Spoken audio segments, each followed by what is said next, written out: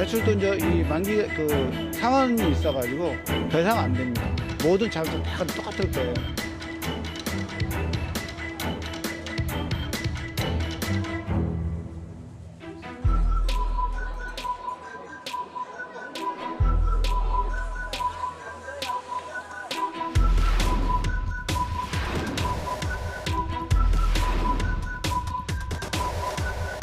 정부는 일상 회복을 추진하면서도 위험이 다시 올 수 있다는 가정하에 철저히 대비해 나가겠습니다.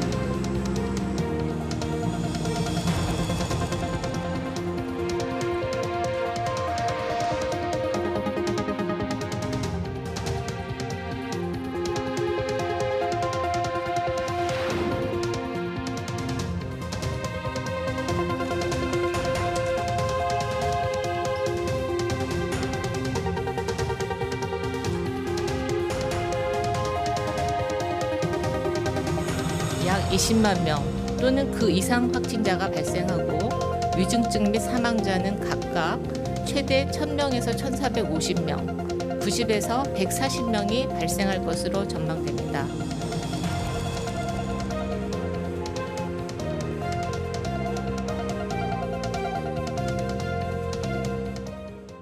이슈 K 시간입니다. 사회적 거리 두기를 전면 해제한 지 석 달 만에 코로나19 재확산이 공식화됐습니다. 앞서 보도한 것처럼 오늘 국내 코로나19 신규 확진자는 7만여 명대를 기록하며 빠르게 확산하고 있는데요. 전라북도는 어떤 대응책을 갖고 있는지 강영석 전라북도 복지여성 보건국장과 함께 알아보겠습니다. 어서 오십시오, 국장님. 안녕하세요. 코로나19 재유행이 시작됐습니다. 그동안 전북에서도 확진자 감소세를 보였는데 최근에 다시 빠르게 늘고 있죠. 전북 확진자의 어떤 치유 환자 상황 어떤지요? 예, 전 세계는 하나다라는 그런 상황인 것 같습니다. 우리 전라북도도 더블링 현상이라고 합니다. 현재 3, 4주 동안 매주 같은 요일과 비교해서 확진자 규모가 2배 이상씩 증가를 하고 있습니다. 감염 재생산 지수도 1.3 이상의 상당히 위중한 유행 상황이라고 봅니다. 현재 위중증 환자 13명을 포함해서 68명의 환자분이 입원 치료를 받고 계시는데요. 현재는 20, 30대가 주를 이루고 있습니다. 만약에 이제 고령층으로 파급이 된다면 상당히 위험할 수 있겠는데 현재는 확진자의 1% 정도가 입원을 하지만 고령층으로 이렇게 확산이 된다면 의료 체계도 상당히 부담이 될 수 있는 그런 초기 상황이라고 말씀드립니다. 이번 재확산에 어떤 특징적인 모습이 있는지 궁금한데요. 또 이런 상황이 언제까지 지속될지 말씀 부탁드립니다.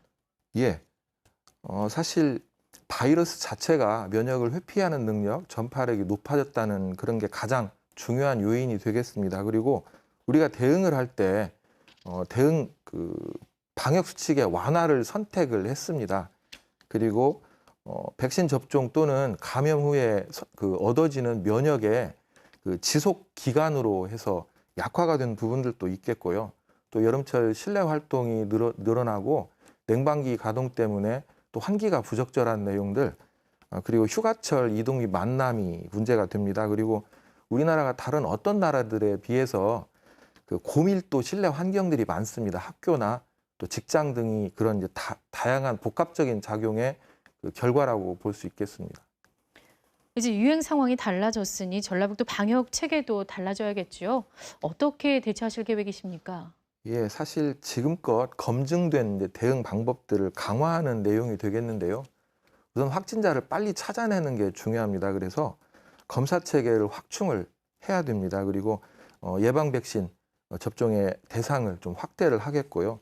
그리고 이제 재택 치료 환자분들이 대면 치료를 적절하게 받으실 수 있도록 대면 진료 의료기관의 확충, 그리고 경구 치료제 적용의 확대 등이 이루어지고 있고요. 현재 또 이제 특수 환자가 있습니다. 뭐 투석이라든지 분만, 또 정신질환을 가지고 계신 분들 소화 등을 위한 병상 확충에도 늦지 않게 대응을 하겠고요.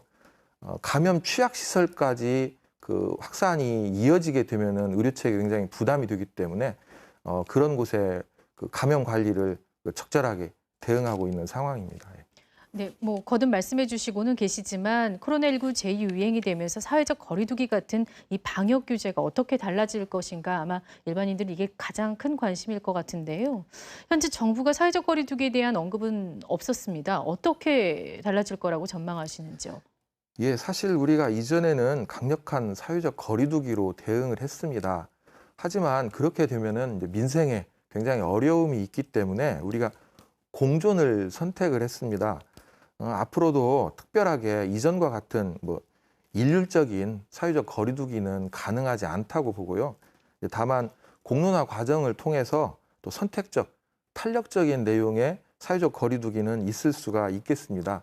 뭐 예를 들면은 아까 말씀드린 감염 취약 시설의 면회 제한이라든지 또 그 현재 기업들의 재택근무 장려라든지 또 각종 그 생산이나 또 경제와는 조금 거리가 먼 그런 기관들의 운영 시간 이용 제한 등 그런 선택적인 내용들로 대응을 할 것입니다. 이제 다만 전라북도만의 특별한 내용은 있을 수가 없습니다. 우리 대한민국이 일일 생활권이기 때문에 오히려 혼란만 가중을 하겠고요. 중앙정부와 함께 맞춰서 대응하겠습니다. 이번 유행에 대해서 재감염 우려에 대한 목소리가 높습니다. 재유행 원인으로 지목된 변이 바이러스 BA.5인데요. 증상과 치명률 어느 정도인가요? 예, 오미크론과 비교를 해서 그 전파력이나 면역 회피 능력은 높다고 돼 있고요. 네. 또 증상이나 치명률은 조금 낮은 걸로 돼 있습니다. 그래서 혹시 좀 그 경각심을 갖지 않는 분들이 계실 수 있겠는데요. 전파력과 면역 회피력이 는다는 이야기는 확진자의 규모가 커질 수 있다는 겁니다. 확진자의 규모가 커진다면은 중증도가 낮더라도 그 중증의 확진자분들이 늘어날 수 있습니다. 그러면 이제 의료 체계에 굉장히 부담이 될 수 있기 때문에 여전히 주의를 하고 대응을 해야 되는 바이러스라는 말씀 드립니다. 정부가 현재 4차 접종 대상을 50대까지로 확대하고 또 어제부터 접종을 시작하기도 했습니다. 백신 접종이 중증화를 막는 가장 효과적인 방법인지 그리고 전북에서는 이 먹는 치료제가 어느 정도 확보됐는지 효과는 어떤지도 좀 궁금한데요. 설명 부탁드릴게요. 예, 사실 사전 대비와 사후 대응이 있습니다. 대비가 더 소중합니다. 사전에 대비할 수 있는 게 백신 접종이고 사후 대응이 먹는 치료제가 될 수 있겠습니다. 여전히 가장 현명한 방법이 사전 예방이고요. 그 사전 예방 효과들 중에서 가장 그 인정이 되는 부분이 백신 접종입니다. 이제 다만 변이 출현으로 인해서 감염의 그 예방 효과는 다소 낮아졌지만 여전히 중증화로 이행되는 부분들은 50% 이상의 효과가 있기 때문에 고위험군, 고연령층에는 적극적으로 권고를 하는 상황이고요. 먹는 치료제의 경우에 지역별 확보는 큰 의미가 없습니다. 중앙에서 소진이 될 경우에 즉시 공급을 하는 체계이기 때문에요. 현재까지 그 먹는 치료제 2가지 종류가 총 106만 명분이 국내에 도입이 됐고 현재까지 28만여 명분이 사용이 됐습니다. 아직도 78만여 명분이 남아 있고 또 추가로 94만여 명분이 도입이 될 계획이기 때문에 그 치료제 뭐 확보라든지 공급에는 문제가 없다고 봅니다. 그리고 먹는 치료제의 경우에 현재 중증화로 진행이 되는 부분에 있어서 뭐 50% 이상 또 그 사망에 이르는데도 50% 이상의 효과가 있기 때문에 현재는 이제 적극적으로 처방을 확대한 내용으로 대응하고 있습니다. 마지막으로 질문 드릴게요. 전북 방역 당국의 책임자시잖아요. 예. 도민들께 당부하고 싶으신 말씀 있다면 해주시죠. 예, 지금껏 우리가 다 경험한 내용입니다. 사실 이런 상황에서 우리 주변의 건강 약자, 취약계층, 그분들이 가장 힘든 상황이 될 수 있겠는데요. 그분들을 위해서 배려하는 자율 방역 문화가 정착이 되기를 바랍니다. 그리고 여전히 고통받고 계시는 자영업 소상공인 분들이 계십니다. 이제 갈수록 그분들의 상황들이 어려워질 텐데요. 그분들을 응원하는 자율 방역 문화가 정착되기를 바랍니다. 네, 오늘 말씀 감사합니다. 여기까지 듣겠습니다. 감사합니다.